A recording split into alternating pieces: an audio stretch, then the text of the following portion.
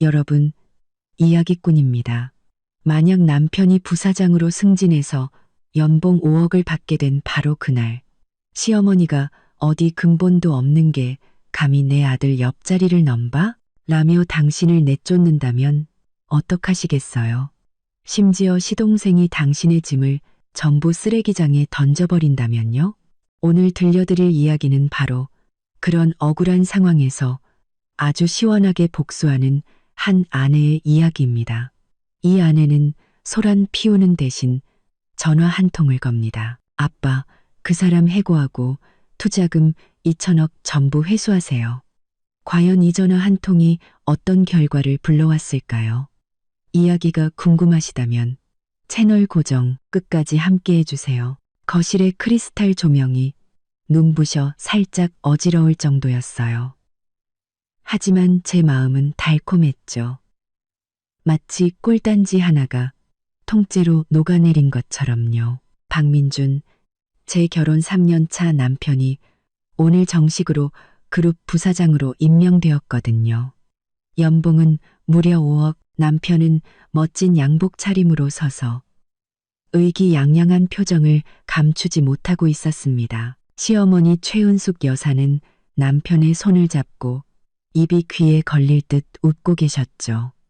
입에서는 칭찬이 쉴 새 없이 흘러나왔습니다. 내 아들이 이렇게 출세할 줄 알았어. 우리 박씨 가문의 경사가 났네. 경사가 났어. 시동생 박민수는 옆에서 한껏 아부를 떨었죠. 형, 이제 나 형만 믿고 따라갈게. 나도 부장 자리 하나만 어떻게 안 될까. 그는 그렇게 말하며 곁눈질로 저를 힐끗 쳐다봤습니다. 그 눈빛은 부러움인지 아니면 다른 무언가인지 알 수 없었죠. 전 그저 미소만 지으며 말없이 다가가 남편이 벗은 양복 재킷을 받아 걸어주려 했습니다. 오늘 같은 좋은 날, 저는 남편이 좋아하는 음식으로 한상 가득 차리고 레드 와인까지 준비하며 축하할 생각에 들떠 있었거든요. 하지만 제 손이 남편의 재킷에 닿으려는 순간 시어머니가 갑자기 헛기침을 하시더니 날카로운 목소리로 입을 열었습니다. 지연아, 너 바쁜 거 잠깐 멈추고 이리 와서 앉아보렴. 내가 할 말이 좀 있거든. 저는 잠시 멈칫했습니다. 마음속에 설명할 수 없는 불안감이 스쳤지만 이내 소파로가 앉았죠.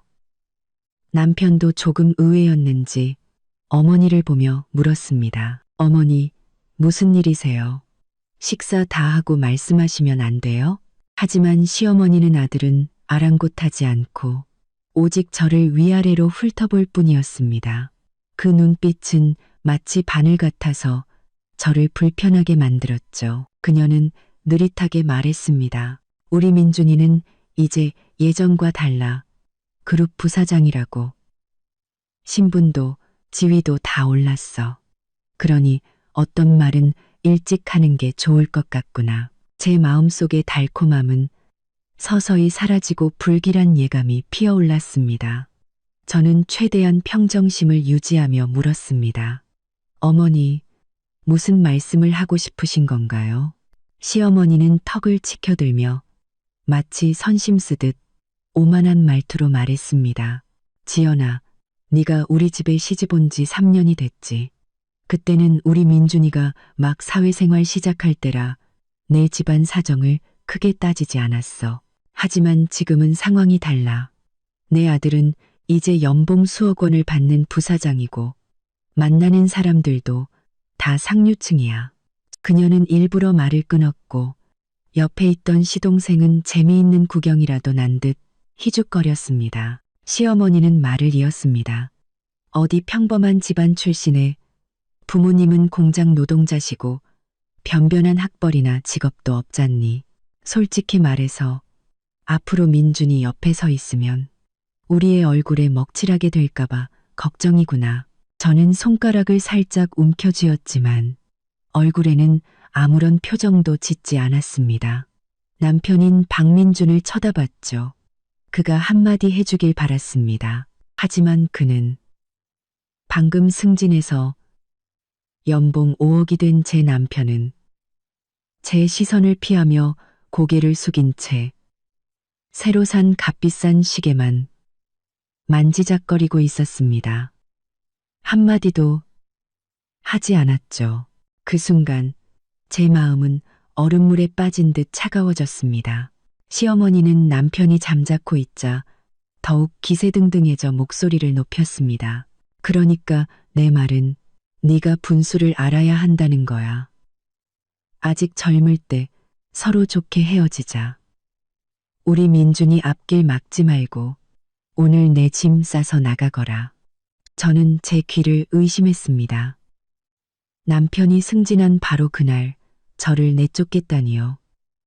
시동생 박민수는 마치 이 순간을 기다렸다는 듯 벌떡 일어났습니다. 그는 흥분한 얼굴로 제게 소리쳤죠. 들었지? 엄마가 나가래. 곱게 말할 때 알아서 꺼져. 우리 손으로 쫓아내기 전에. 말이 끝나기 무섭게 그는 저와 남편의 침실로 뛰어들어갔습니다. 제가 벌떡 일어나 소리쳤죠. 박민수, 지금 뭐 하는 짓이야? 그제야 정신을 차린 듯 남편이 우물쭈물 말했습니다. 민수야, 너무 심하게 굴지 마라. 하지만 시동생은 들은 척도 하지 않았습니다. 잠시 후 그는 제 커다란 여행 가방 2개를 끌고 나왔습니다. 제대로 닫히지도 않은 가방에서 제 옷과 화장품들이 바닥에 우수수 쏟아졌죠. 그는 제게 악을 쓰며 말했습니다. 내 그지 같은 살림살이들, 당장 들고 꺼져. 시어머니는 옆에서 냉정하게 지켜보며 거들었습니다. 그래, 꼴 보기 싫으니 싹 다 치워버려. 우리 민준이는 이제 집안 격이 맞는 명문가 아가씨랑 결혼해야지. 시동생은 지시를 받자 더욱 신이 나서 제 가방을 질질 끌고 현관 밖으로 향했습니다. 제가 현관까지 쫓아가 보니 그는 공동 현관문을 열고는 마치 쓰레기를 버리듯 제 여행 가방을 건물 앞 쓰레기 분리수거장 옆에 힘껏 내던졌습니다. 가방이 터지면서 제가 아끼던 얼마 안 되는 물건들이 흙바닥에 나뒹굴며 더러워졌습니다. 몇몇 이웃들이 고개를 내밀고 쳐다봤지만 시동생은 뭘 봐. 집안 청소하는 거 처음 보냐. 라며 고래고래 소리를 질러 쫓아버렸습니다. 저는 문 앞에 서서 그 아수라장을 집안의 냉담한 시어머니와 침묵하는 남편, 그리고 기고만장한 시동생을 바라보았습니다. 가슴이 답답하고 화가 머리끝까지 치밀어 올라 이성을 잃을 것만 같았습니다. 하지만 저는 심호흡을 한 번 하고 끓어오르는 화를 억지로 억눌렀습니다. 이런 사람들에게 울고 소리쳐봐야 더 무시당하고 얕보일 뿐이니까요. 저는 문득 웃음이 나왔습니다.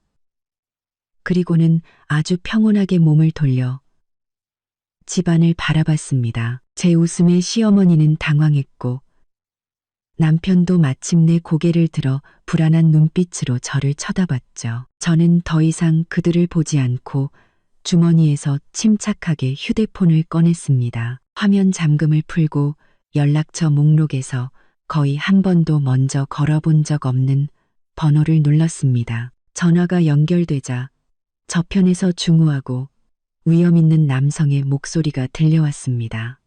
여보세요. 저는 수화기에 대고 크지 않지만 갑자기 조용해진 거실에 똑똑히 울려 퍼지는 목소리로 말했습니다. 아빠, 저 지연이에요. 저는 잠시 말을 멈추고 순식간에 굳어버린 시어머니와 안색이 파랗게 질린 남편을 훑어보았습니다.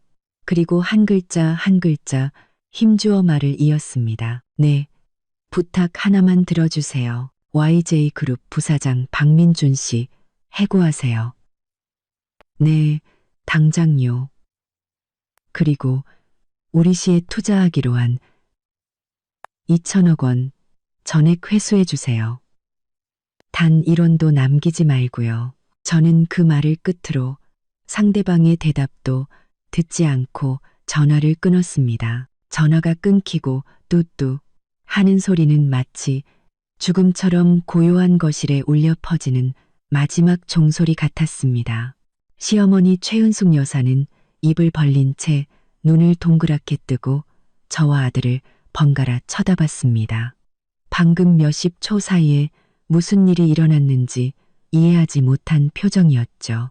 시동생 박민수는 아직도 현관에 서서 제 짐을 던질 때 그 거만한 자세를 유지한 채 얼굴이 더 이만 사라지고 망연자실함과 희미한 공포가 서려 있었습니다. 침묵을 깬 것은 남편 박민준이었습니다. 그는 제 앞으로 달려와 새하얗게 질린 얼굴로 입술을 떨며 소리쳤습니다. 그는 제 팔을 붙잡았는데 그 힘이 무서울 정도였죠. 김지연, 너 방금 누구한테 전화한 거야? 무슨 헛소리를 짓거려. 해고? 투자금 회수? 너 미쳤어? 그의 목소리는 날카롭고 가늘었으며 믿을 수 없다는 감정과 재앙이 닥치기 직전의 공포로 가득 차 있었습니다. 저는 그가 잡은 팔에서 격렬한 떨림을 느낄 수 있었습니다. 저는 그의 손을 가볍게 뿌리쳤습니다. 그의 손길이 역겹게 느껴졌거든요. 저는 그를 보지 않고 시어머니와 시동생을 차분한 눈빛으로 훑어본 뒤 다시 공포로 일그러진 남편의 얼굴에 시선을 고정했습니다. 내가 헛소리를 했는지 아닌지는 제 목소리는 낮았지만 얼음 조각처럼 바닥에 떨어졌습니다. 곧 알게 될 거야. 그제야 정신이 든 듯 시어머니가 날카롭게 소리쳤습니다. 누굴 겁줘? 네가 뭔데? 해고의 투자금 2천억 회수? 아직 잠이 덜 깼나 보네. 웬 농팽이랑 통화하면서 쇼를 하고 있어. 우리 민준이는 이제 부사장이야. 그룹의 실세라고. 회장님이 너 같은 근본 없는 집안 여자 말을 듣겠어? 그녀는 말할수록 자신이 더 이성적이라고 생각하는지 허리를 꼿꼿이 펴고 제 코를 가리키며 소리쳤습니다. 꺼져. 당장 내 집에서 꺼져. 여기서 귀신 씨나라 까먹는 소리 하지 말고. 시동생도 정신을 차리고 소리쳤습니다. 맞아. 꺼져. 안 꺼지면 경찰에 신고할 거야. 경찰이라니 실소가 터져 나올 뻔했습니다. 그래, 차라리 모든 사람이 이박 씨 집안의 민낯을 보게 하는 것도 나쁘지 않겠네요. 하지만 전 더 이상 이 막장 드라마에 어울려줄 생각이 없었습니다. 이곳의 공기는 저를 질식시킬 것 같았거든요. 저는 아무 말도 하지 않고 그들을 다시 쳐다보지도 않은 채 현관문 밖으로 걸어 나갔습니다. 제 발걸음은 아주 안정적이었고 한 걸음 한 걸음 바닥을 밟을 때마다 선명한 소리가 났습니다. 등 뒤에서는 시어머니의 끝없는 저주와 시동생의 허세 가득한 고함 소리가 들려왔습니다. 그리고 남편이 낮지만 떨리는 목소리로 의문을 제기하는 소리도요. 엄마, 제 방금 전화 상대방한테 아빠라고 했어. 제 아버지는 벌써. 그 뒷말은 닫히는 문에 막혀 들리지 않았습니다. 아파트 아래로 내려와 밤바람을 맞으니 그제야 한기가 느껴졌습니다. 쓰레기장 옆에는 제 여행 가방이 넘어져 있고 옷가지들이 흩어져 있었습니다. 마치 버려진 쓰레기처럼요. 늦게 귀가하던 몇몇 이웃들이 멀리서 손가락질했지만 아무도 감히 다가오지 않았습니다. 저는 그곳으로 걸어가 더러워진 옷들을 바로 줍지 않았습니다. 그것들은 마치 이 결혼 생활 3년 동안의 저 같았거든요. 겉은 멀쩡해 보이지만 속은 이미 엉망으로 짓밟힌 채로요. 버려도 아깝지 않았습니다. 저는 곧장 단지 입구로 가서 택시를 잡았습니다. 기사님이 멀쩡한 가방 2개를 트렁크에 실어주며 물었습니다. 아가씨, 어디로 가세요? 저는 차 문을 열고 타서 이 도시 최고의 호텔 이름을 말했습니다. 기사님은 백미러로 저를 의아하게 쳐다봤습니다. 아마 쓰레기 더미에서 막 나온 듯한 제 모습과 그 호텔의 이름이 전혀 어울리지 않는다고 생각했겠죠. 하지만 그는 더 묻지 않고 차를 출발시켰습니다. 차가 제가 3년 동안 살았던 아파트를 벗어나자 창밖에 네온 사인이 빠르게 스쳐 지나갔습니다. 저는 좌석에 기댄 채 창밖을 바라보았습니다. 마음은 의외로 평온했습니다. 눈물도, 히스테리도, 심지어 큰 슬픔도 없었습니다. 오직 모든 것이 끝났다는 차가운 안도감과 곧 시작될 미지의 서막에 대한 결연함만이 남아 있었습니다. 호텔에 도착하니 화려한 로비가 눈을 부시게 했습니다.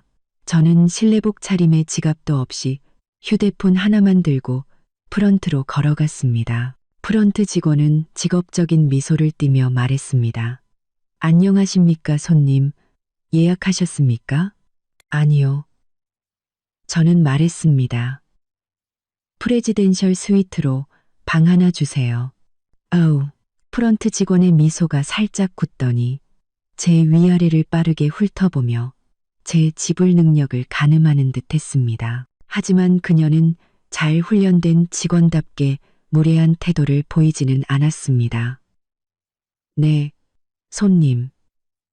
결제는 어떻게 하시겠습니까? 프레지덴셜 스위트 가격은. 저는 그녀의 말을 끊고 숫자 조합을 읊었습니다.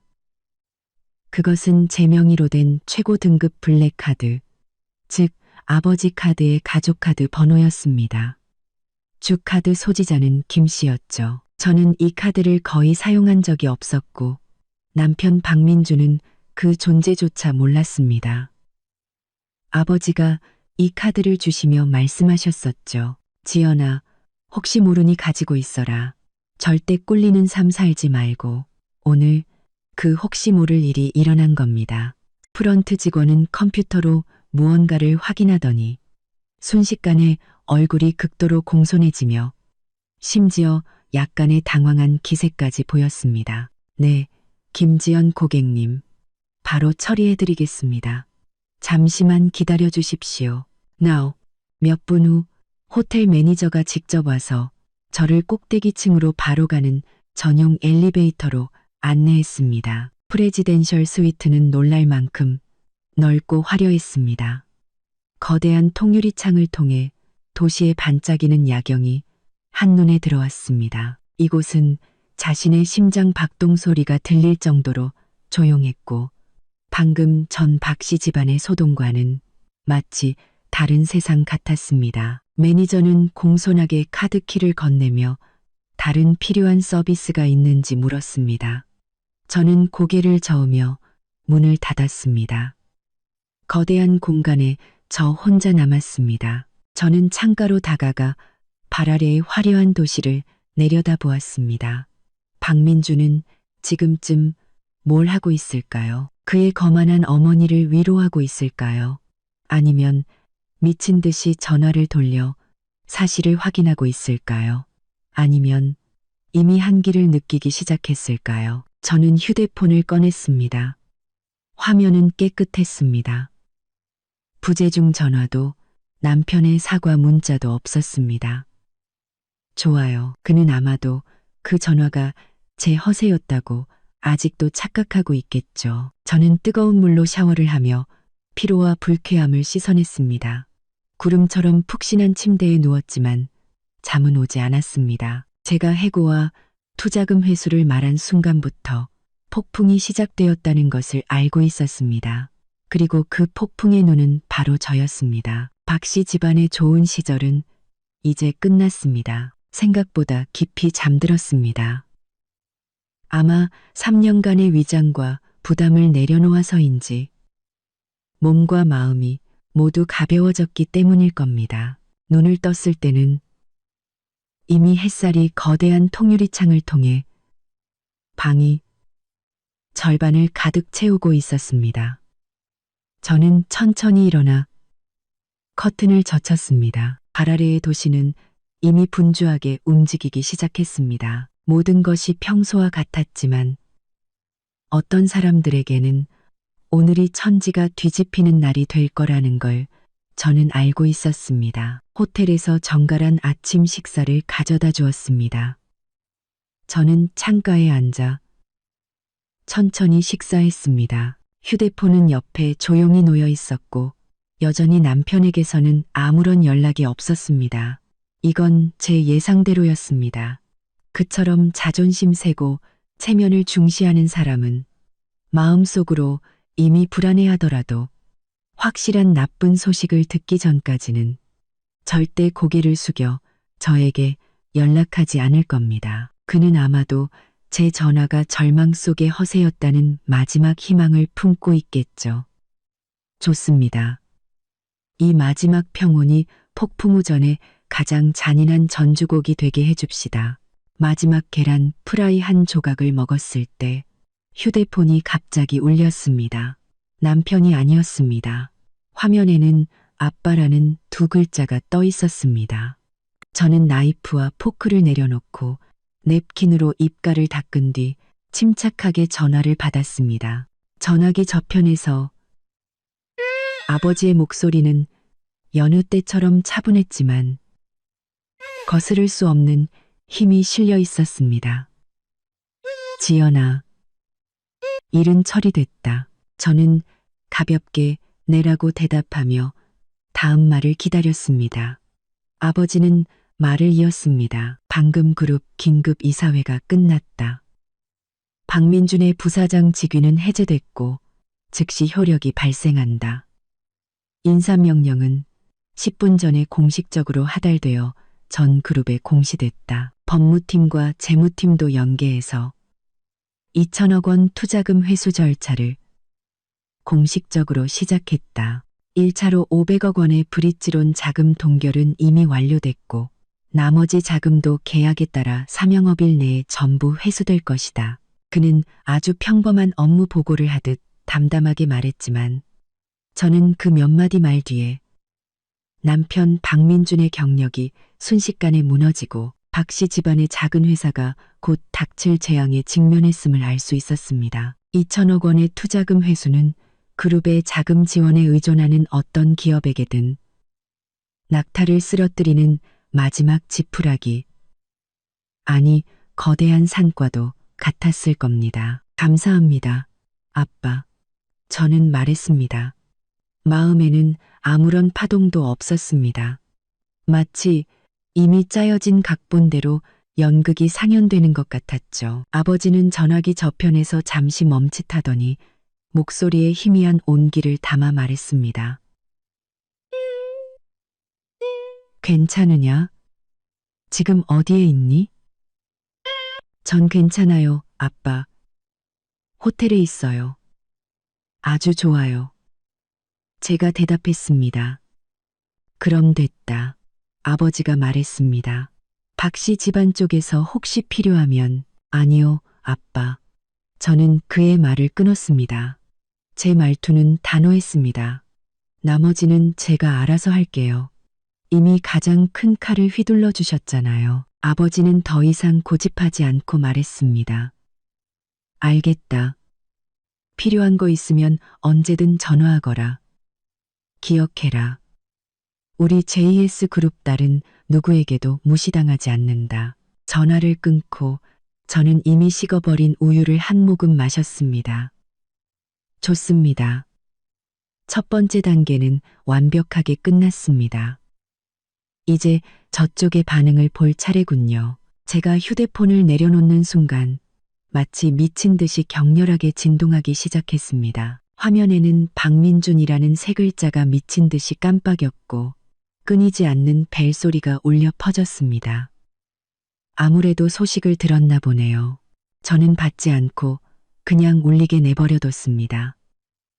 벨소리는 마치 전파를 통해 전화를 건 사람의 초조함과 공포를 전달하려는 듯 끈질기게 울리고 또 울렸습니다. 저는 그가 지금 어떤 모습일지 상상할 수 있었습니다. 아마 회사에서 이사회에 의해 쫓겨나 아직 엉덩이도 제대로 붙여보지 못한 새 부사장실에서 개인 물품을 챙기고 있겠죠. 그러다 재무이사나 자기 회사에서 걸려온 울먹이는 긴급 전화를 받았을 겁니다. 벨소리는 마침내 멈췄지만 다음 순간 다시 울리기 시작했습니다.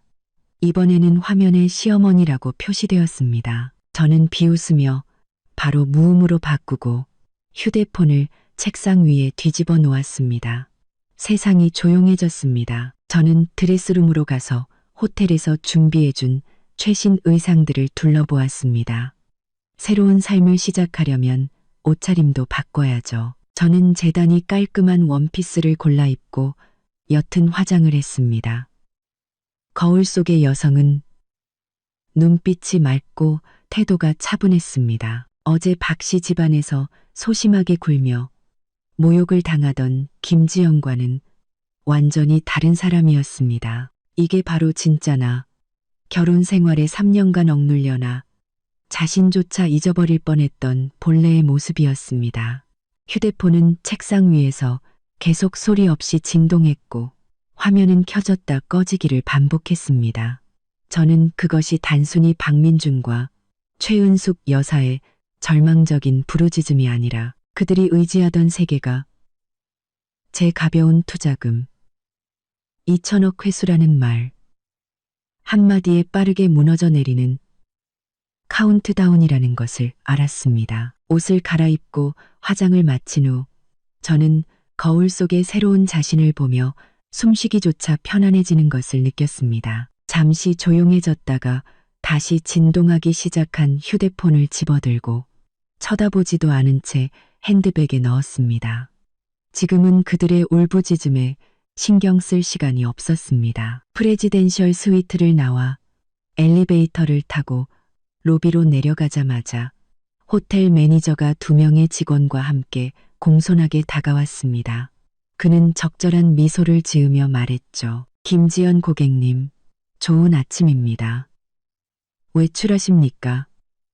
차량을 준비해 드릴까요? 저는 고개를 끄덕였습니다. 네, 차 한 대 불러주세요. 네, 잠시만 기다려 주십시오. 차가 곧 도착할 겁니다. 매니저는 직원에게 지시하면서도 제 곁에서 한 걸음 떨어져 따라왔습니다. 그의 태도는 어제 제가 여행 가방을 끌고 들어왔을 때 스쳐 지나갔던 평가하는 듯한 눈빛과는 완전히 달랐습니다. 아무래도 그 블랙카드의 위력 혹은 그 배우가 상징하는 신분이 그에게 모든 것을 알려준 듯 했습니다. 이로써 금두리에서 저는 그런 것들을 신경 쓰지 않고 로비 휴식 공간에 부드러운 소파에 앉아 패션 잡지를 뒤적였습니다. 매니저는 직접 문 밖으로 나가 차량 상황을 살폈죠. 바로 그때 제 시야 한쪽 구석에 익숙하면서도 초라한 형체가 비틀거리며 호텔로 뛰어 들어오는 것이 보였습니다. 회전문을 통해 들어온 것은 박민준이었습니다. 그는 머리가 헝클어지고 눈가는 퀭했으며 어제의 그 말끔하던 양복은 구겨져 있고 넥타이는 비뚤어져 있었습니다. 얼굴에는 핏기 하나 없이 공포와 충격만이 가득했습니다. 그는 마치 길 잃은 파리처럼 로비 안을 두리번거렸고 눈빛은 불안했으며 부사장의 위험은 온데간데 없었습니다. 그는 휴식 공간에 앉아있는 저를 발견하고는 눈을 크게 떴습니다. 마치 구명더처를 발견한 듯 혹은 저승사자를 만난 듯한 표정이었죠. 그는 거의 달려오다시피 했고 발걸음이 비틀거려 로비의 다른 손님들과 직원들이 모두 쳐다보게 만들었습니다. 지연아, 지연아, 정말 너였구나. 그는 제 앞에 와서 목이 쉰 소리로 울먹이며 제 팔을 잡으려 했습니다. 저는 몸을 살짝 뒤로 빼 그의 손길을 피하고 잡지를 내려놓으며 차분하게 그를 바라봤습니다. 박민준 씨, 무슨 일이시죠? 저의 서먹한 호칭과 차가운 태도에 그는 순간 굳었습니다. 그는 거친 숨을 몰아쉬며 가슴을 크게 들썩였습니다. 지연아, 너 도대체 어떻게 된 일인지 말해줘. 왜 그룹에서 갑자기 날 해고한 거야? 그리고 우리 회사 재무팀에서 전화 왔는데 그룹의 2천억 투자금이 긴급 회수됐다고. 이거 정말 네가 한 짓이야? 그는 절망적인 질문을 퍼부으며 점점 더 큰 소리로 말했습니다. 저는 눈썹을 살짝 치켜 올리며 비꼬는 듯한 말투로 말했습니다. 박민준 씨, 당신이 해고된 건 부사장 직위를 감당할 능력이 부족해서가 아닌가요? 그리고 투자금 회수는 그룹의 경영 판단일 텐데 저랑 무슨 상관이죠? 저 같은 평범한 집안 출신 여자가 무슨 그런 큰 힘이 있겠어요? 저는 어제 시어머니가 저를 모욕했던 말을 그대로 돌려주었습니다. 박민준의 얼굴은 순간 붉어졌다가 급속도로 창백해졌습니다. 그는 입술을 떨며 믿을 수 없다는 눈빛으로 말했습니다. 너 어제 전화할 때 아빠라고 했잖아. 그 전화, 지연아, 너 도대체 정체가 뭐야? 그는 거의 소리를 질렀고 로비는 더욱 조용해졌습니다. 모든 사람이 귀를 쫑긋 세웠죠. 그때 차를 준비한 호텔 매니저가 빠르게 돌아와 미친 듯한 박민준을 보고는 눈살을 찌푸리며 제 앞에 막아섰습니다. 그는 정중하지만 단호하게 박민준에게 말했습니다. 손님, 진정하십시오. 저희 귀한 손님을 방해하지 말아 주십시오. 귀한 손님? 박민준은 마치 천하의 웃기는 소리를 들은 듯 저를 가리키며 매니저에게 소리쳤습니다. 얘는 내 아내라고. 그냥 평범한 박민준 씨. 저는 그의 말을 끊었습니다. 제 목소리는 낮았지만 그의 뒷말을 목구멍에 걸리게 할 만큼 차가웠습니다. 저는 자리에서 일어나 치마를 정리하며 매니저에게 말했습니다. 차가 준비됐나요? 가시죠. 준비됐습니다. 김지연 고객님, 이쪽으로 모시겠습니다. 매니저가 공손하게 안내했습니다. 제가 발걸음을 떼자 박민주는 완전히 당황했습니다. 그는 매니저를 비집고 다시 제 앞을 막아섰습니다. 이번에는 질문이 아니라 비굴한 애원이었습니다. 지연아, 여보, 내가 잘못했어. 정말 잘못했어. 어제는 엄마가 잘못했고 민수가 나쁜 놈이었어. 날 용서해줘. 나랑 같이 집에 가자. 제발 네 아버지께 말씀 좀 드려줘. 투자금 회수는 안 돼. 그 2천억 없으면 우리 집은 망해. 나도 끝장이야. 우리 3년 부부였던 정을 생각해서 나 좀 살려줘. 우리 집 좀 살려줘. 그는 그렇게 말하며 사람들 앞에서 무릎을 꿇으려고 했습니다. 저는 그를 차갑게 바라보며 그의 무릎이 굽혀지기 전에 입을 열었습니다. 부부, 어제 당신들이 날 내쫓고 내 짐을 던질 때는 부부의 정을 생각했나요?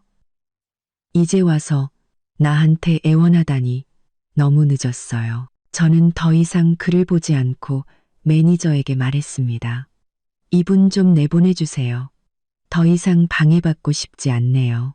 네, 김지연 고객님. 매니저는 즉시 2명의 보안 요원에게 신호를 보냈고 그들은 달려들려는 박민준을 정중하지만 단호하게 붙잡았습니다. 김지연, 너 이렇게까지 잔인할 수는 없어. 지연아. 박민준의 절규는 멀어져 가며 호텔 문 밖으로 사라졌습니다. 저는 무표정하게 호텔에서 준비한 고급 세단에 올라탔습니다. 차가 천천히 출발했고 창밖으로 보안 요원에게 밀쳐져 호텔 앞 계단에 망연자실하게 주저앉아 머리를 감싸 쥔 마치 버려진 유기견 같은 박민준의 모습이 보였습니다. 제 마음에는 아무런 동요도 없었습니다. 이 모든 것은 그들이 자초한 일이었습니다. 차가 도로에 합류하자 저는 휴대폰을 꺼내 무음을 해제했습니다. 순식간에 수십 통의 부재중 전화와 문자 메시지가 쏟아져 들어왔습니다. 박민준과 시어머니뿐만 아니라 몇몇 낯선 번호도 있었습니다. 아마 박씨 집안 친척이나 회사 사람들이겠죠. 저는 무심코 시어머니가 보낸 음성 메시지 하나를 틀었습니다. 어제의 그 거만함은 온데간데 없는 울부짖는 소리가 흘러나왔습니다. 지연아, 우리 착한 며느리, 내가 잘못했다. 내가 어제는 노망이 들었었나 봐. 제발 마음에 담아두지 마라. 어서 돌아와. 이 집은 네가 없으면 안 돼. 민준이랑 잘 지내. 내가 앞으로는 널 친딸처럼 아껴줄게. 제발 사돈어른께 말씀 좀 드려서 그 돈은 회수하지 말라고 해다오. 저는 듣다 말고 바로 삭제해버렸습니다. 잔인하다고요? 어제 그들이 저에게 한 짓에 비하면 이건 이자 축에도 끼지 못합니다. 차가 도심의 주요 도로를 평온하게 달렸습니다. 창밖의 햇살은 눈부시게 밝았지만 저는 지금 박씨 집안이 분명 먹구름이 끼고 비가 내리고 있을 거라는 걸 알았습니다. 저는 그 장면을 상상하며 마음속으로 쾌재를 불렀습니다. 남이 나에게 준 고통을 되돌려주는 것이 이런 기분이군요. 도시에서 가장 고급스러운 쇼핑센터에 도착해서 저는 예전에는 쇼윈도 너머로 구경만 하던 명품 매장으로 바로 들어갔습니다. 직원들은 제 옷차림과 분위기를 보고 즉시 열정적으로 다가왔습니다. 저는 마음에 드는 디자인을 고르기 귀찮아서 바로 사이즈를 말하고 입어보는 과정도 생략했습니다. 이거랑 이거, 그리고 저 한 줄 전부 다 포장해 주세요. 저는 신상품들을 가리키며 매니저에게 말했습니다. 매니저는 얼굴에 웃음꽃이 피었고 직원들은 능숙하게 포장했습니다. 결제는 역시 그 블랙카드로 했습니다. POS 기기에서 영수증이 나오는 소리를 들으며 저는 아무런 감흥도 느끼지 못했습니다. 돈은 저에게 결코 문제가 아니었습니다. 단지 예전에는 쓰고 싶지 않았을 뿐이죠. 다음 매장으로 가려던 참에 핸드백 안에 휴대폰이 다시 미친 듯이 진동하기 시작했습니다. 이번에는 화면에 박민수라는 이름이 깜빡였습니다. 어제 거만하게 제 짐을 던졌던 그 시동생이었죠. 저는 눈썹을 치켜 올렸습니다. 좀 의외였지만 예상했던 일이기도 했습니다. 박민준이 완전히 방법이 없으니 이 멍청한 동생까지 내세운 거겠죠. 저는 그가 무슨 말을 할지 궁금해졌습니다. 저는 사람이 없는 구석으로 가서 전화를 받았지만 바로 말하지는 않았습니다. 전화기 저편에서는 즉시 박민수의 화가 잔뜩 난 허세 가득한 고함 소리가 들려왔습니다. 배경음은 시끄러웠고 여자의 울음소리도 섞여 있는 듯했습니다. 여보세요. 김지연, 너 씨 어디 처박혀 있어? 우리 형한테 무슨 짓을 한 거야? 너 우리 집안 다 죽이려고 작정했어. 저는 차갑게 말했습니다. 박민수 씨, 어머니가 남한테 말할 때 예의 차리라고 안 가르치셨나 봐요. 그리고 내가 뭘 했는지 형한테 못 들었어요. 개소리 집어치워. 박민수가 욕설을 퍼부었습니다. 분명 네가 꾸민 짓이야. 형은 잘렸고 회사도 망했어. 돈 받으러 온 놈들이 지금 우리 집 문 앞까지 막고 있다고. 김지연, 똑똑히 들어. 당장 기어 돌아와서 어떻게 된 건지 설명해. 안 그러면 가만 안 둬. 저는 그가 지금쯤 얼굴이 벌개져서 허세를 부리는 모습을 상상할 수 있었습니다. 저는 비웃으며 말했습니다. 나를 가만 안 둬? 내까지 게? 박민수, 어제 내 짐 던질 때는 아주 대단하더니 이제 와서야 급해졌나 보네? 너. 박민수는 제 말에 막혀 잠시 말을 잇지 못하다가 더욱 거칠게 소리쳤습니다. 헛소리 말고 돌아올 거야. 안 올 거야. 엄마는 지금 울다 쓰러지기 직전이라고. 우리 집 망하면 너도 무사하지 못할 줄 알아. 당신들 집이 망하든 말든 나랑 무슨 상관이죠. 제 목소리는 완전히 차가워졌습니다. 당신들이 내 짐을 던져버린 그 순간부터 나는 당신들 박씨 집안과는 아무런 상관없는 사람이에요. 그리고 박민수, 한 가지 충고하는데 나를 협박하기엔 당신은 아직 깜냥이 안 돼. 당신 형이나 그 대단한 어머니가 직접 와서 얘기하면 내가 좀 들어줄 생각은 있을지도 모르지. 넌 상대할 가치도 없어. 저는 그 말을 끝으로 그가 더 소리칠 기회도 주지 않고 전화를 끊어버렸고 그 번호도 바로 차단 목록에 추가했습니다. 세상이 다시 조용해졌습니다. 저는 쇼핑을 계속했습니다. 고급 기성복 몇 벌, 보석 몇 점을 사고 새로운 휴대폰과 노트북도 샀습니다. 과거와 완전히 작별하려면 이런 물건들도 모두 새 것으로 바꿔야죠. 양손 가득 쇼핑백을 들고 호텔 방으로 돌아왔을 때는 이미 오후였습니다. 저는 물건들을 거실에 아무렇게나 내려놓고 물 한 잔을 따라 거대한 통유리창 앞에 섰습니다. 휴대폰은 조용했습니다. 박민준과 시어머니는 아마도 전화폭탄이 소용없다는 것을 깨닫고 다른 방법을 찾고 있거나 점점 더 큰 압박에 시달리고 있겠죠. 저는 지금 박 씨 집안의 상황을 상상할 수 있었습니다.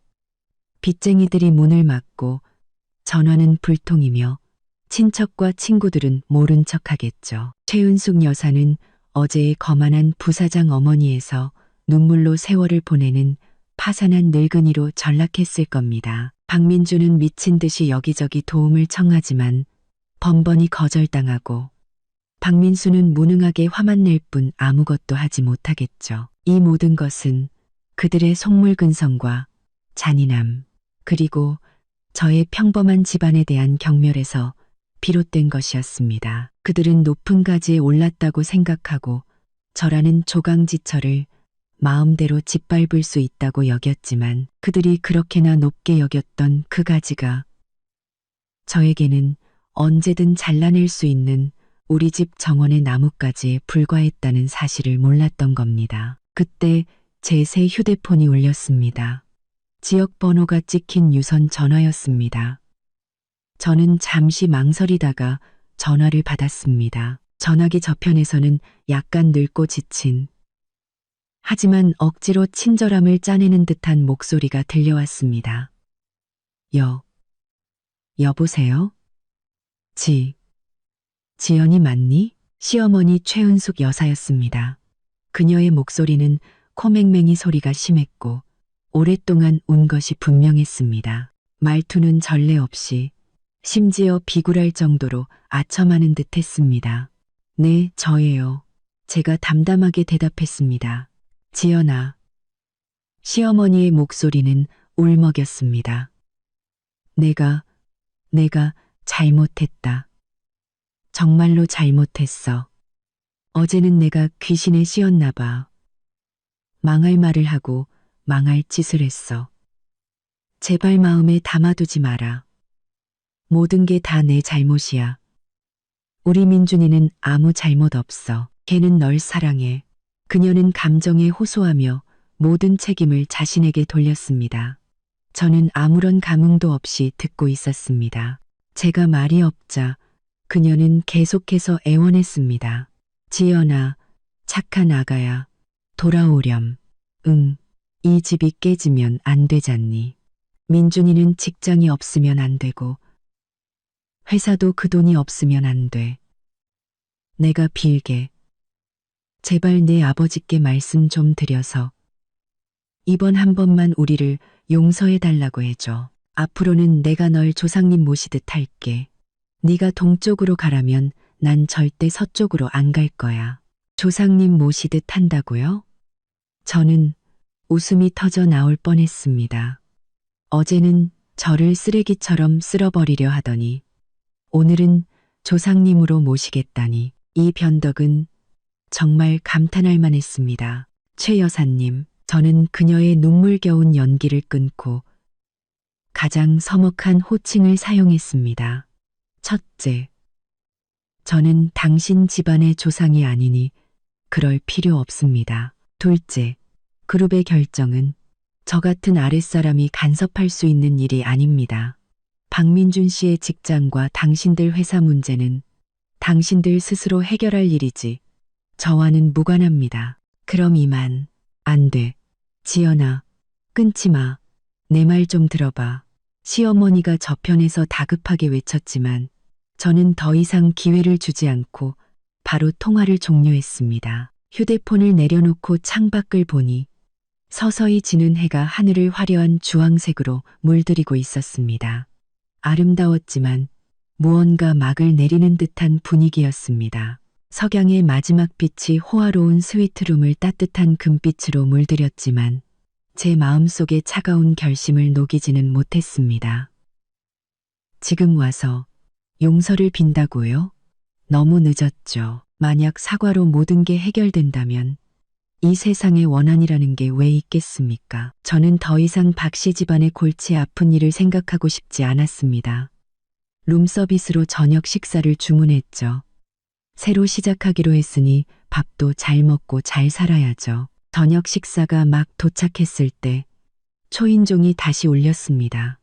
저는 무음으로 해둔 휴대폰으로 계속 연락이 안 되니 전략을 바꿔 직접 찾아왔나 싶었습니다. 저는 눈살을 찌푸리며 문으로 다가가 뷰파인더로 밖을 내다봤습니다.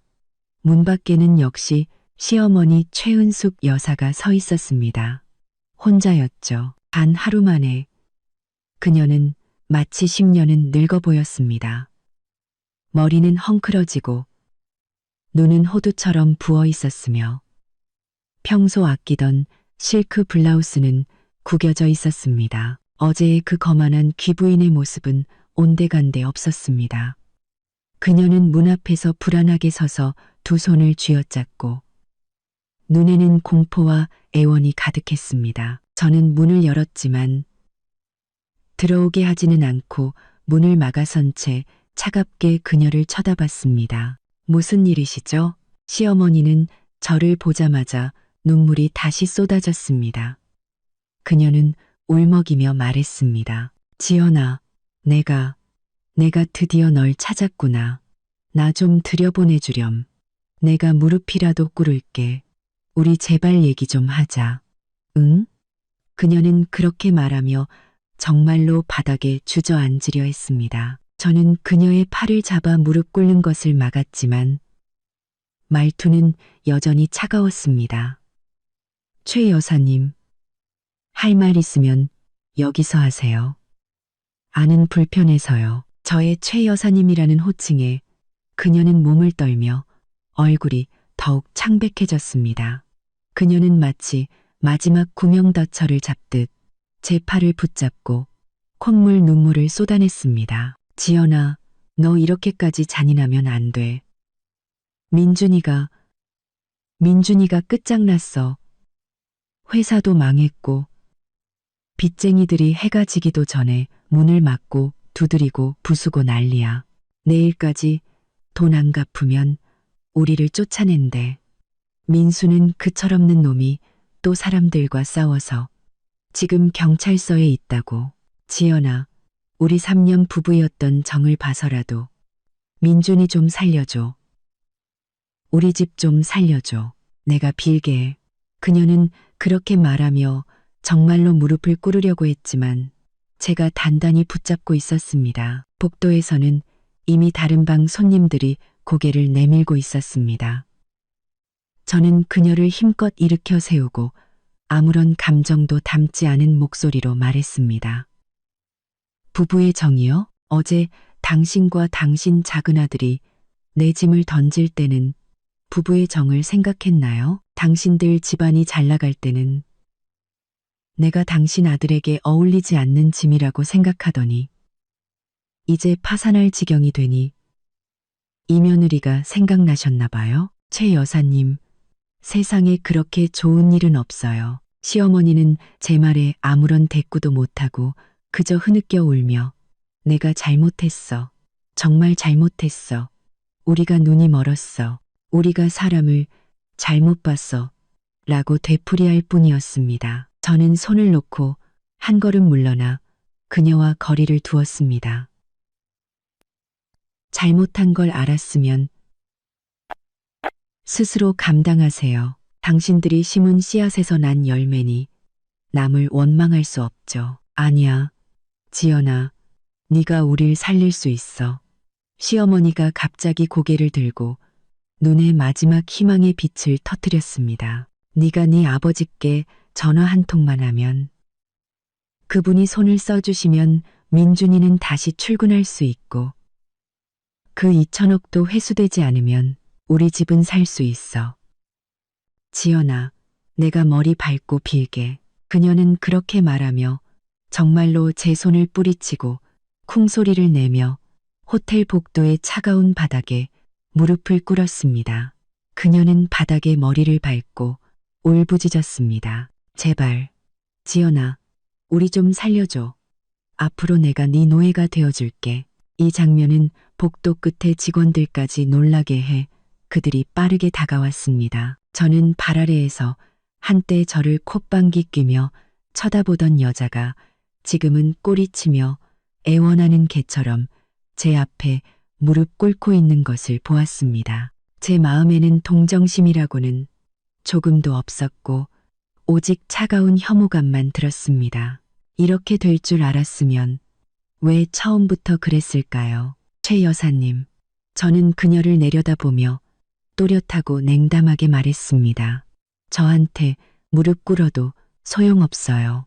결정은 제가 아니라 그룹에서 한 겁니다. 박민준 씨가 능력이 부족해서 해고당했고 당신들 회사가 경영부실로 투자금을 회수당한 건 다 비즈니스의 원칙이에요. 제가 간섭할 수도 없고 그럴 자격도 없습니다.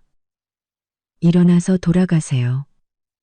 제 휴식을 방해하지 마시고요. 그때 호텔 매니저와 보안 요원들이 도착했습니다. 매니저는 상황을 즉시 파악하고 보안 요원들에게 눈짓을 했습니다.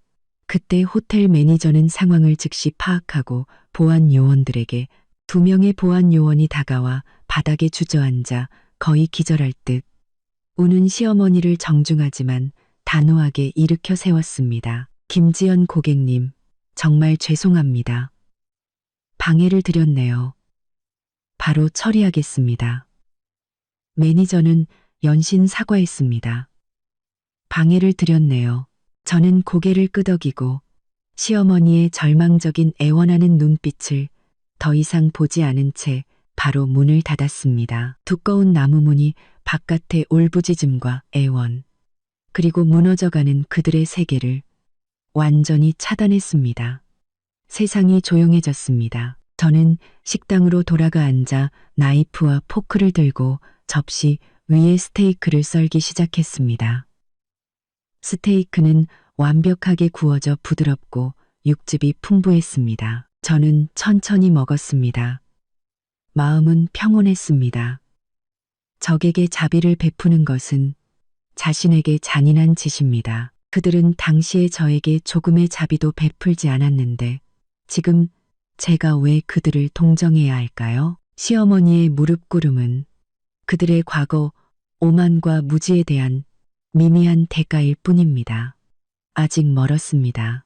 저는 그들이 소중히 여기던 모든 것을 하나씩 잃어가는 것을 지켜볼 겁니다. 어제 그들이 저를 쉽게 버렸던 것처럼요. 저녁을 먹고 편안하게 목욕을 한 후 일찍 잠자리에 들었습니다. 내일은 또 다른 손님이 찾아올지도 모른다고 생각했습니다. 예를 들면 아직 제대로 모습을 드러내지 않은 제 남편 박민준처럼요. 시어머니의 무릎 꿇음이 그들이 보일 수 있는 가장 비굴한 모습이라고 생각했습니다. 그런데 다음 날 오전에 제가 이혼 문제를 상담하러 변호사에게 가려던 참에 호텔 로비에서 다시 발목이 잡혔습니다. 이번에는 박민준이었습니다. 그는 어제 호텔 문 앞에서보다 훨씬 더 초췌해 보였습니다. 덥수룩한 수염, 핏발선 눈, 어제 입었던 양복은 더욱 구겨져 있었고 정체 모를 얼룩까지 묻어 있었습니다. 온몸에서 패배자의 기운이 풍겼죠. 그는 어제처럼 흥분해서 달려들지 않고 유령처럼 소리 없이 제 앞에 나타나 길을 막았습니다. 지연아. 그의 목소리는 몹시 쉬어 있었고 거의 절망에 가까운 피로감이 묻어났습니다. 우리 얘기 좀 할 수 있을까? 딱 5분만. 아니, 3분이라도 괜찮아. 호텔 로비의 보안 요원들이 즉시 경계하며 다가올 준비를 했습니다. 저는 손을 들어 그들을 진정시키고 말했습니다. 좋아요. 어차피 해야 할 말은 해야죠. 저는 그가 지금 상황에서 무슨 말을 할 수 있을지 궁금했습니다. 저쪽 카페로 가죠. 저는 로비 한쪽에 있는 비교적 조용한 카페를 가리켰습니다. 더 이상 공공장소에서 실랑이를 벌이고 싶지 않았습니다. 너무 꼴사나우니까요. 박민주는 마치 특사를 받은 듯 서둘러 고개를 끄덕이며 비틀거리며 제 뒤를 따랐습니다. 자리에 앉아 직원이 주문을 받으러 왔습니다. 저는 레몬물 한 잔을 시켰고 박민주는 아무것도 시키지 않은 채 핏발선 눈으로 저를 뚫어져라 쳐다봤습니다. 마치 제 얼굴에서 무언가를 읽어내려는 듯이요. 말해요. 무슨 얘기를 하고 싶죠? 저는 의자의 등을 기대고 평온하게 말했습니다. 박민주는 두 손을 테이블 위에 올려놓고 신경질적으로 깍지를 꼈습니다. 그는 몇 번이나 심호흡을 한 후에야 어렵게 입을 열었습니다. 지연아, 어제 엄마가 너 찾아왔었지? 엄마가 돌아와서는 쓰러지셨어. 지연아, 엄마가 어제 심한 말을 하고 잘못했지만 그래도 어른이시잖아. 어머니 편을 들러온 거라면 그만두는 게 좋을 거예요. 저는 그의 말을 끊었습니다. 그런 쓸데없는 소리를 들을 인내심이 없었거든요. 어른인 것과 교양 없는 것은 별개의 문제죠. 더군다나 지금 저는 그분과 당신들 박씨 집안과 아무런 관계도 없어요. 당인대순 당신들 박씨 집안과 아무런 관계도 없어요. 당신들 박씨 집안과 박민준의 얼굴이 더욱 창백해졌습니다. 그는 몸을 앞으로 기울이며 다급하게 말했습니다. 지연아, 그러지 마. 우린 부부였잖아. 3년, 꼬박 3년 동안. 나한테 정말 아무런 감정도 없어. 그래, 어제 나는 쓰레기였어. 널 지켜주지 못했어. 내가 비겁했고 죽일 놈이야. 그는 그렇게 말하며 갑자기 자기 뺨을 세게 때렸습니다. 짝 하는 소리가 맑게 울려 퍼져 주변 테이블 손님들이 모두 쳐다봤습니다. 저는 무표정하게 그의 자해쇼를 지켜봤습니다. 이제 와서 하기에는 너무 늦었죠. 제가 동요하지 않자 박민준의 눈에는 진짜 공포와 불안이 스쳤습니다. 그는 목소리를 낮춰 거의 애원하듯 말했습니다. 지연아, 내가 잘못했어. 정말 잘못했어. 말해줘. 어떻게 해야 내 화가 풀리겠어? 네가 날 용서하고 내 아버지께 말씀드려서 그룹이 결정을 철회하게만 해준다면 뭐든지 할게. 너한테 무릎 꿇고 사과할까? 아니면 엄마가 너한테 무릎 꿇게 할까? 제발 나랑 우리 집안의 살길 좀 열어줘. 그는 제 얼굴에서 조금의 동요라도 찾아내려는 듯 저를 뚫어져라 쳐다봤습니다.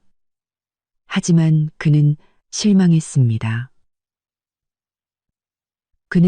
저는 레몬물을 한 모금 마시고 그를 보며 한 글자 한 글자 또렷하게 말했습니다. 박민준, 당신은 아직도 상황 파악이 안 되나 보네. 이건 용서하고 말고의 문제가 아니야. 당신이 해고된 건 그 자리에 어울리지 않아서야. 당신 능력으로는 부사장 자리를 감당할 수 없었다고. 그룹은 이 기회에 부적격한 임원을 정리했을 뿐이야. 투자금 회수, 그건 당신들 박씨 집안 회사의 끔찍한 경영 상태와 막대한 위험을 평가한 정상적인 비즈니스 활동이야. 내가 화가 났든 안 났든 아무런 상관이 없다고. 나한테 빌어봐야 무슨 소용이 있겠어? 저의 이 냉정한 말은 그의 마지막 환상을 완전히 깨부수는 차가운 칼날 같았습니다. 그는 눈을 크게 뜨고 숨을 헐떡였습니다. 거짓말, 김지연. 귀신 씨나락 까먹는 소리 하네. 어떻게 그렇게 우연의 일치가 있을 수 있어. 내가 승진한 바로 다음 날 모든 게 끝장났는데 이건 너야. 내 그 전화 한 통. 내 그 아버지 때문이라고. 너 도대체 정체가 뭐야? 누구냐고. 그는 마침내 핵심적인 질문을 던졌습니다. 그의 목소리는 흥분과 공포로 뒤틀려 있었습니다. 저는 컵을 내려놓고 몸을 살짝 앞으로 기울여 그의 공포에 질린 눈을 마주 보았습니다. 제 입가에는 차가운 미소가 걸려 있었죠. 내가 누구냐고? 박민준, 당신이랑 당신 어머니, 그리고 그 잘난 동생까지 나를 줄곧 근본 없는 집안 출신이라고 하지 않았나? 이제 와서 아닌 것 같아? 저는 그의 새하얗게 질린 얼굴을 보며 천천히 말을 이었습니다. 내 아버지는 좀 조용하신 분이라 자식들이 아버지 이름을 팔고 다니는 걸 좋아하지 않으셔. 그래서 말 안 했던 것뿐이야. 하지만 JS 인터내셔널 그룹이라는 이름은 당신도 들어봤겠지? 당신들 박씨 집안의 그 작은 회사가 지난 몇 년간 JS 그룹 손가락 사이로 새어나온 투자금으로 겨우 체면치레를 하고 있었으니까. 안 그래? JS 인터내셔널. 박민주는 마치 벼락을 맞은 듯 의자에 굳어버렸습니다. 그의 동공은 급격히 수축했고 입술을 떨며 그 몇 글자를 반복했지만 온전한 문장을 만들지 못했습니다. 그의 얼굴에서 핏기가 완전히 사라지고 죽은 재와 같은 절망만이 남았습니다. JS 인터내셔널 그룹. 그곳은 진정한 재벌 그룹으로 자산이 전 세계에 퍼져 있으며 이 도시뿐만 아니라 전국에서도 손꼽히는 최고급 대기업이었습니다. 그가 방금 쫓겨난 지역 그룹과는 비교조차 할 수 없었죠. 그리고 그의 집안, 투자를 받아야만 연명할 수 있는 그 작은 회사는 JS 그룹 앞에서는 개미 한 마리에도 미치지 못했습니다. 그는 마침내 깨달았습니다.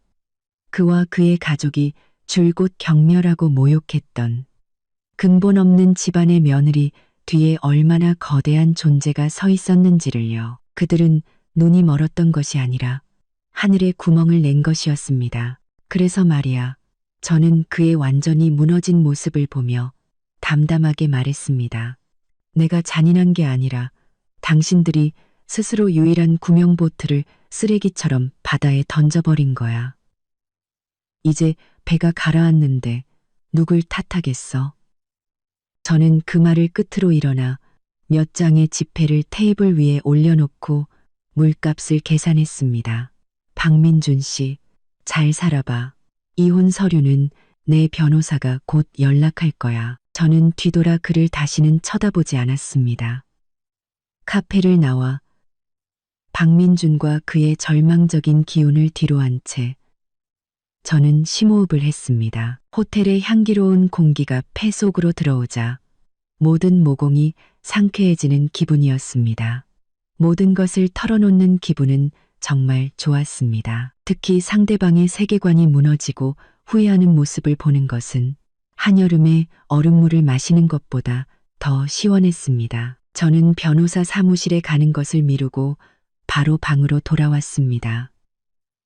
총알이 좀 더 날게 놔둬야죠. 지금은 박씨 집안이 스스로 연출하고 주연을 맡았지만 이제는 완전히 통제불능이 된 이 막장 드라마의 관객이 되고 싶었습니다. 역시나 오래 기다릴 필요도 없었습니다. 오후 서너 시쯤 제가 소파에 기대어 책을 읽고 있을 때 핸드백 안에 예전 휴대폰이 다시 진동하기 시작했습니다. 이번에는 완전히 낯선 번호였습니다. 저는 눈썹을 치켜 올렸습니다. 누구인지 대충 짐작이 갔죠. 전화를 받고 녹음 버튼을 눌렀습니다. 이건 나중에 이혼 협상에 좋은 자료가 될 테니까요. 전화기 저편에서는 즉시 박민수의 특징적인, 하지만 지금은 밍센이 기가 죽었으면서도 억지로 허세를 부리는 목소리가 들려왔습니다. 배경음에는 시어머니 최은숙 여사의 희미한 흐느낌 소리도 섞여 있었죠. 여보세요? 김지연, 너 맞지? 저는 나른하게 대답했습니다. 나야, 박민수. 경찰서에서는 나왔나 보네. 빠르기도 해라. 헛소리 집어치워. 박민수는 마치 꼬리를 밟힌 고양이처럼 즉시 발끈했습니다. 너 우리 형한테 무슨 말을 한 거야? 형이 돌아와서는 넋이 나간 사람 같아. 지금 엄마는 울고 형은 멍하니 앉아만 있다고. 네가 겁준 거지? 김지연, 똑똑히 들어. 우리 박씨 집안이 지금 좀 어렵다고 해서 만만하게 보지 마. 썩어도 준치라고. 어렵다고? 저는 비웃었습니다. 박민수, 당신들 집안은 그냥 좀 어려운 게 아니라 암초에 부딪혀 침몰 중인 거야. 곧 뼈도 못 추리게 될 거라고. 무슨 썩어도 준치. 지금 당신들 집 문 앞에 막고 있는 빚쟁이들은 나무 판자 하나도 남겨주지 않을걸? 개소리. 박민수가 소리쳤지만 목소리의 허세는 더욱 뚜렷해졌습니다. 다 네가 꾸민 짓이야. 네 그 빌어먹을 아버지 때문이 아니었다면. 박민수. 저는 그의 말을 차갑게 끊었습니다. 입 조심해. 방금 그 말 한마디로 내가 널 다시 며칠간 유치장에 쳐넣을 수 있다는 거 알아? 이번에는 아무도 널 꺼내주지 못할걸. 전화기 저편은 순간 조용해졌습니다. 그의 거친 숨소리와 옆에서 시어머니가 울먹이며 민수야, 말 좀 가려서 해. 좋게 말해. 라고 말리는 소리만 들렸습니다. 아무래도 박민준이 돌아간 후 JS 인터내셔널이라는 폭탄의 정보를 제대로 전달했나 봅니다. 효과가 아주 좋네요. 몇 초 후 박민수는 억지로 화를 삼킨 듯 목소리가 딱딱하게 변했지만 여전히 불만 가득한 말투로 말했습니다. 너 도대체 원하는 게 뭐야? 내가 뭘 원하냐고. 그 말 참 웃기네. 어제는 당신들이 날 내쫓고 내 짐을 던졌잖아. 이제 와서 내가 뭘 원하냐니? 나는 아무것도 원하지 않아. 그냥 조용히 내 인생 살고 싶을 뿐이야. 당신들 박씨 집안이라는 진흙탕에서 최대한 멀리 떨어져서. 너. 박민수는 다시 말문이 막혔지만 이번에는 소리치지 않고 거의 이를 악물고 말했습니다. 김지연. 그래, 네가 이겼어. 됐냐? 우리가 졌다고. 말해봐. 어떻게 해야 그만둘 건데? 어떻게 해야 네 아버지가 그쪽에서 우리를 봐줄 건데? 그만둬? 저는 그 단어를 되풀이하며 비웃음을 감추지 않았습니다. 박민수. 아직도 상황 파악이 안 되나 본데. 이건 내가 그만두고 말고의 문제가 아니야. 성민수, 게임의 규칙이 원래 그런 거라고. 당신들 박씨 집안이 스스로 망친 거니 패배를 인정해야지. 용서를 구한다고? 내가 누군데. 게임의 규칙이 원래 나를 쓰레기처럼 내쫓은 집안을 위해 왜 내 아버지께 용서를 빌어야 하지. 저는 잠시 말을 멈추고 그에게 마지막 일격을 가했습니다. 더군다나 당신들이 그럴 자격이나 돼. 전화기 저편은 죽음과 같은 정적이 흘렀습니다. 저는 분노와 굴욕으로 일그러진 박민수의 얼굴과 옆에서 절망적으로 우는 시어머니의 모습을 상상할 수 있었습니다. 김지연, 박민수의 목소리는 마침내 완전히 무너져 내렸습니다. 막다른 길에 몰린 듯한 쉰 목소리였죠. 너, 이렇게까지 독하게 굴 수는 없어. 그래도 네가 3년 동안 엄마라고 불렀고 우리 형이랑 3년 동안 부부였잖아. 정말 예정을 하나도 생각 안 해? 예정? 저는 비웃었습니다. 예정은 어제 당신들이 쓰레기장에 던져버렸잖아. 박민수, 힘 빼지 마. 그럴 시간에 문 앞에 있는 빚쟁이들이나 어떻게 상대할지 생각해봐. 아, 그리고 충고 하나 할게. 남의 짐을 던지는 건 아주 통쾌하지. 하지만 다음에는 손대기 전에 네가 던지는 게 뭔지 제대로 파악하는 게 좋을 거야. 나중에 후회해도 소용없으니까. 아이, 저는 그 말을 끝으로 더 이상 대꾸할 기회도 주지 않고 전화를 끊고 이 세 번호도 차단했습니다. 세상이 다시 조용해졌습니다. 저는 휴대폰을 내려놓고 창가로 갔습니다. 도시의 불빛이 켜지기 시작했고 야경은 화려했습니다. 박민수의 전화는 박씨 집안 내부가 완전히 혼란에 빠졌다는 것을 의미했습니다. 시어머니는 울고 박민주는 넋이 나갔으며 박민수는 무능하게 화만 낼 뿐 아무것도 하지 못했습니다. 그들은 뜨거운 냄비 위의 개미처럼 절망적으로 출구를 찾고 있었지만 냄비 뚜껑은 이미 제가 닫았고 불은 계속해서 새지고 있었습니다. 박민수의 허세 가득한 전화를 끊고 나니 모든 것을 털어놓은 쾌감은 차분한 관조로 바뀌었습니다. 전화 속의 고함과 애원은 전체 요리에 불과했고 진짜 클라이맥스는 허황된 번영으로 가득 찼다가 이제는 무너져 내릴 그들의 집에서 벌어지고 있을 겁니다. 아쉽게도 직접 볼 수는 없었지만 그 아수라장을 상상하는 것만으로도 충분했습니다. 저녁 무렵 제가 식사를 주문하려는데 지역번호가 찍힌 유선 전화가 걸려왔습니다. 박씨 집안이 살던 동네의 주민센터나 관리사무소 번호 같았습니다. 저는 잠시 망설이다 전화를 받았습니다. 전화기 저편에서는 중년 남성의 목소리가 들려왔습니다. 안녕하십니까? 혹시 김지연 씨 되십니까? 누구시죠? 김지연 씨, 안녕하십니까? 저는 드림팰리스 아파트 관리소장 장 씨입니다. 다름이 아니라 박민준 씨 댁 문제로 연락드렸습니다. 오늘 오후부터 그 집 앞에 많은 분들이 모여서 소란을 피우고 있어서요. 저희가 몇 번이나 중재를 시도했지만 소용이 없어서 혹시 상황을 아시는지 아니면 가족분들께 연락해서 원만히 해결해달라고 부탁드릴 수 있을까요? 장 소장의 말은 완곡했지만 의미는 분명했습니다. 빚쟁이들이 문을 막고 소란을 피워 이웃들이 불안해하고 관리사무소는 압박을 견디지 못하고 있었습니다. 저는 속으로 비웃었습니다. 투자금 회수 소식이 완전히 퍼져 피냄새를 맡은 독수리들이 모두 몰려들었군요. 생각보다 효율적이네요.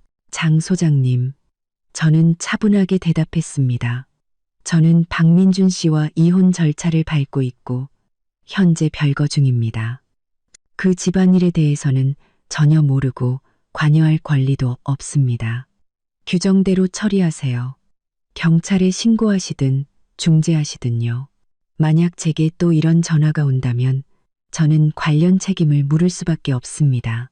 저의 명확하고 서먹한 태도에 장 소장은 당황한 듯 아, 네, 죄송합니다.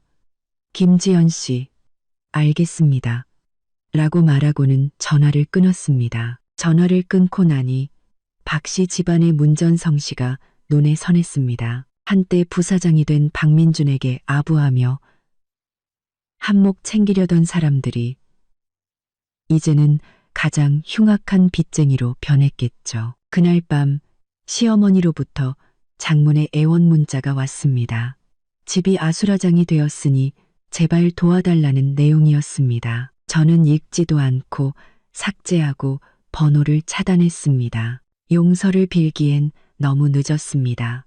지금 제가 더 궁금한 것은 내일 해가 떴을 때 빚쟁이들이 박씨 집안이 단돈 1원도 내놓지 못한다는 사실을 알게 되면 어떻게 할까 하는 것이었습니다. 정말로 그들을 집에서 쫓아낼까요?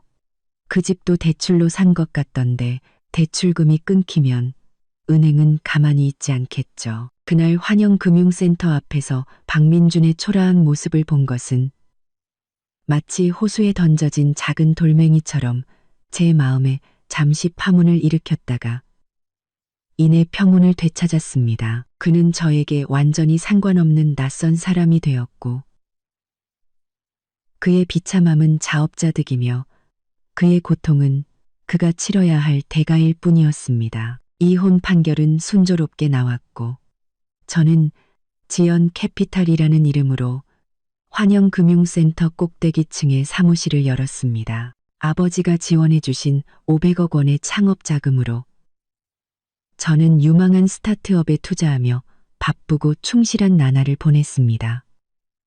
박씨 집안의 모든 것은 이미 지난날의 낡은 달력이 되었습니다. 그러던 어느 날 오후 시내의 한 고급 회원제 클럽에서 중요한 사업 미팅이 있었습니다. 제가 차에서 내려 클럽으로 들어가려는데 길 건너편에서 익숙하면서도 눈에 거슬리는 형체가 허리를 굽히고 거대한 폐지 수레를 힘들게 밀고 가는 것이 보였습니다.